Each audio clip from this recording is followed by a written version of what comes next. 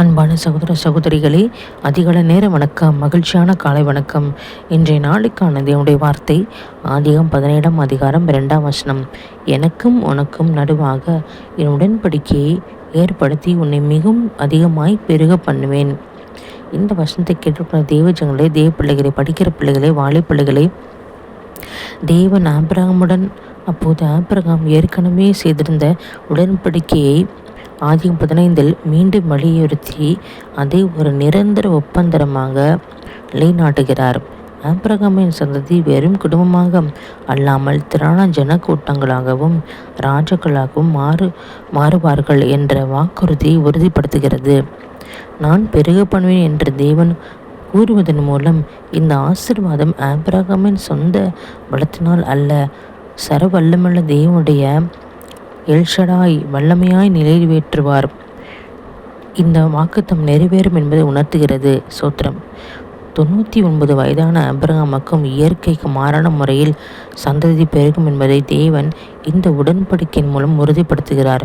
இது விசுவாசத்தின் அழைப்பு மற்றும் தேவனுடைய வாக்குத்தத்தத்தின் மீதான நம்பிக்கையாகும்.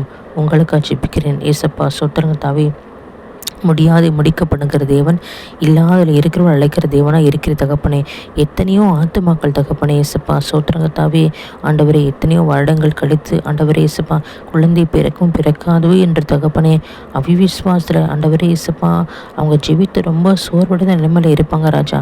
நீங்கள் இந்த வாக்குத்தின் மூலம் பேசி தகப்பனே ஏசப்பா ஆண்டவரே, நீங்கள் தகப்பனே ஏசப்பா சோத்திரம் சந்ததி பெருக பண்ணுங்க ராஜா.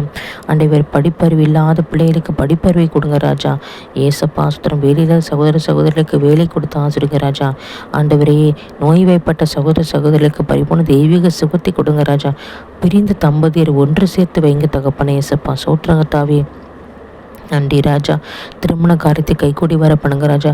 வீடு கட்டுகிறோம் என்று தகப்பனே இசப்பா வேண்டுதல் செய்கிறவனுக்கு வீடு கட்டி தாங்க தகப்பனே இசப்பா, சோத்திரங்கத்த வேண்டி ராஜா. ரட்சிக்கப்பட்ட ஆத்மக்களை ரட்சிக்க வைங்க தகப்பனே இசப்பா, சோத்திரம்.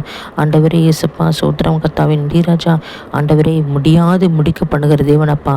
ஆண்டவரே சோத்திரம். மனிதர்கள் சொன்னாங்க இந்த காரியம் முடியாது என்று, ஆனால் என் தேவனாக ஆண்டவராக இயேசு கிறிஸ்து தகப்பனே இசப்பா அதிசயங்கள் அற்புதம் செய்து முடியாது முடிக்க பண்ணி இல்லாத இருக்கப்போ அழைக்கிற தேவனாக இருக்கிற தகப்பனே இசப்பா, கோடி சுத்திரங்கத்தாவே நீ செங்கடலை பிளந்தீர், யோர்தானை கடற்கட்சத்திலே பரதமே கொடுக்க பார்வை கொடுத்தீரப்பா. கோடி சோத்திரப்பா. நித்திய வாழ்வுக்கு எங்களெல்லாம் ஒவ்வொருவரையும் தகுதிப்படுத்துங்க ராஜா, பரிசுப்படுத்துங்க.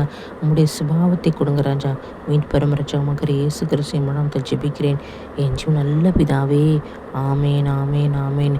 கர்த்தருக்கு சோத்திரம், சோத்திரம், சோத்திரம், சோத்திரம், சோத்திரம், சோத்திரம், சோத்திரம், சோத்திரம், சோத்திரம், சோத்திரம்.